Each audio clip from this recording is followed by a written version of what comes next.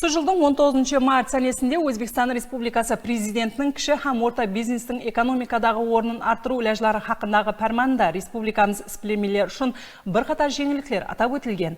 Қарақалпақстан Республикасы салық басқармасы қызметкерлері орларда болып, арнаулы хүжеттегі жеңілдіктер хақында түсінік жұмысларын алып барып жатыр.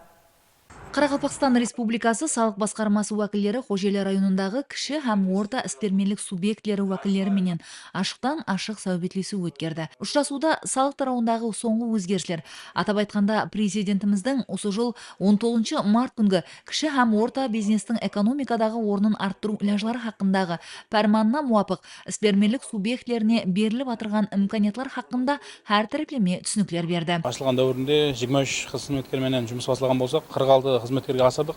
Салық басқармасында өткерілген семинарда ең көп жұмысшы жаратқан іспермен сипатында жеңімпаз болдық. Онан да рауажландырамыз, жұмысшылар санын көбейтеміз. Бұл біздерге мотивация береді. Біздің umumiy mas'uliyatchiligiga jamiyatimizda 50 ga yaqin ishchi xodim ish bilan ta'minlangan. Bugungi kunda biz asbob uskunalarimizni Italiya, Turkiya davlatlaridan olib kelganmiz.